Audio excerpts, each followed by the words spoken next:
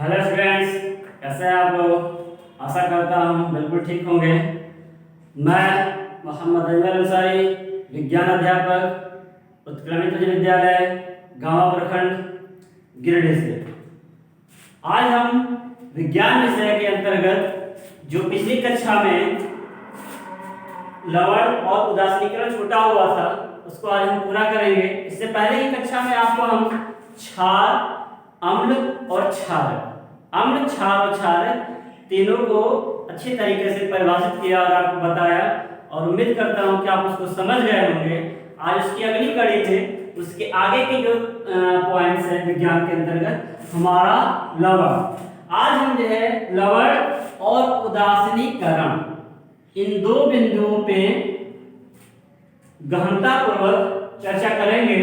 तो फर्स्टली हम ये देखते हैं लवण क्या है।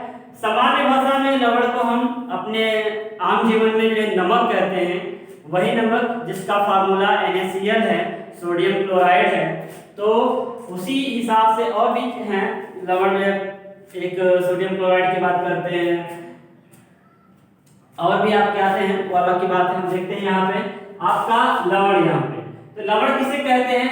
ऐसे यौगिक जो जलीय विलयन में अथवा पिघली अवस्था में धनात्मक आयन लेकिन H+ के अतिरिक्त और ऋणात्मक आयन OH- के अतिरिक्त में वियोजित हो जाते हैं, लवण कहलाते हैं।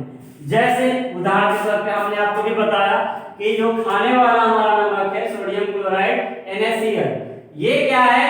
Na+ और Cl- में वियोजित हो जा रहा है। ठीक है, ये उत्कर्षणीय क्रिया है। जब इसका संयोग होगा तो NaCl आपका बनेगा। फिर उसी प्रकार जो है CuSO4 है, ठीक है, कॉपर सल्फेट है, तो Cu2+ और SO4 में जो है वियोजित हो जा रहा है। यानी धनात्मक और ऋणात्मक आयन में जो वियोजित हो जाता है वही यौगिक हमारा लवण कहलाता है। उसी प्रकार सोडियम सल्फेट है, ठीक है, 2Na+ हो गया और SO4 2- हो गया।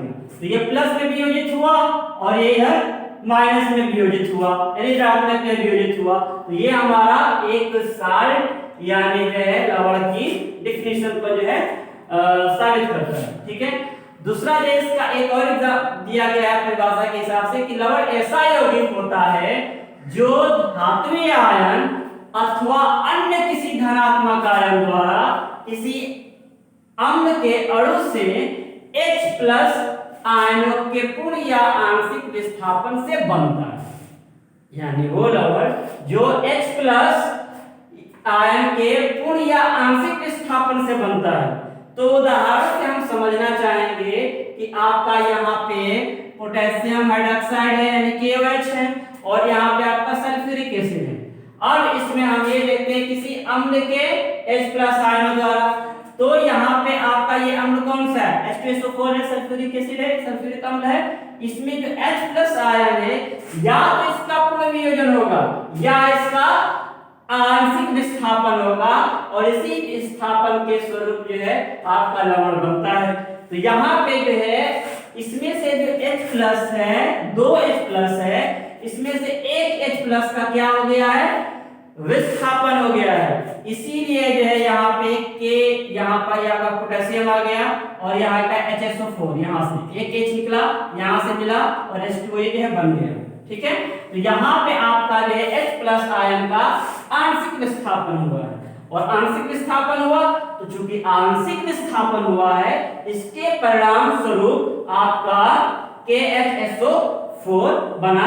ये आपका क्या है? साल्ट है यानी लवण है। ठीक है, तो समझ पा रहे होंगे कि H अम्ल के अणु से यानी इसके अणु से H+ आयनों का आंशिक या पूर्ण विस्थापन से के द्वारा ये क्या बनता है? हमारा लवण बनता है। यहाँ पे आंशिक विस्थापन हुआ है। ठीक है, बात समझ पा रहे होंगे आप। ऊपर मैंने आपको बताया था कि धनात्मक और ऋणात्मक आयन के वियोजन हो जाने से लवण बनते हैं। जैसे यहाँ पे आपका ये वियोजित हो गया Na+ और Cl- में, और यहाँ पे मैंने ये बताया कि H+ आयनों का क्या हो जाता है? यहाँ पे आंशिक या पूर्ण विस्थापन होता है, उसके फलस्वरूप हमारा साल्ट बनता है। ठीक है, आगे हम बात करते हैं उदासीनीकरण की। न्यूट्रलाइजेशन क्या होता है? तो न्यूट्रलाइजेशन सामान्य भाषा में इसको बहुत ही सिंपल है समझना जो है कि किसी अम्ल एवं क्षार के संयोग से लवण एवं जल बनने की क्रिया को उदासीनीकरण कहते हैं। ठीक है, यानी कोई भी अम्ल और कोई भी क्षार को जब हम संयोग कर देते हैं, संयोजित होता है तो उससे लवण बनता है, लवण बनता है और साथ साथ में जो है जल बनता है। ठीक है, तो ये जो क्रिया होती है उस क्रिया को जो है हम क्या बोलते हैं? उदासीनीकरण कहते हैं। ठीक है, अब उदासीनीकरण का यहाँ पे एग्जांपल आप देख लीजिए। ये क्या है? Sodium hydroxide. ठीक है, ये क्या है? आपका अम्ल है। और ये क्या है आपका? सॉरी, ये आपका क्षार है। ये और ये आपका क्या है? अम्ल है, हाइड्रोक्लोरिक एसिड है। और ये जो सोडियम हाइड्रोक्साइड है। ठीक है, ये क्षार और ये अम्ल। अब ये अम्ल और क्षार के संयोग से, यानी ये अम्ल और ये क्षार, इसके संयोग से क्या बना आपका? लवण, NaCl। यानी जो साल्ट हम जो है अपने दैनिक जीवन में यूज करते हैं, जो नमक का हम प्रयोग करते हैं, वो NaCl है, वो आपका लवण बन गया। और साथ में जो क्या बना? पानी। तो ये लवण और पानी बनने की क्रिया क्या कहलाती है? उदासीनीकरण कहलाता है। इसका अम्ल और क्षार के संयोग से। ठीक है, अम्ल और क्षार का जब संयोग होगा, ठीक है, लवण बनेगा और पानी बनेगा। इस पूरी क्रिया को हम उदासीनीकरण कहते हैं। ठीक, वास्तव में जो है इसका एक पॉइंट और दे दिया गया समझाने के लिए कि वास्तव में अम्ल एवं क्षार के संयोग से विलयन में H+ व OH- आयनों के संयोग से H2 अणु का बनना ही उदासीनीकरण का प्रमुख लक्षण है। यानी सबसे बड़ा जो लक्षण ये है क्या है कि H+ और OH- आयनों के संयोग से पानी का बनना। ये आपका जो पानी बना है यहाँ पे ना, ये जो है OH- अरे H+ के आयनों के संयोग से ही बनेगा।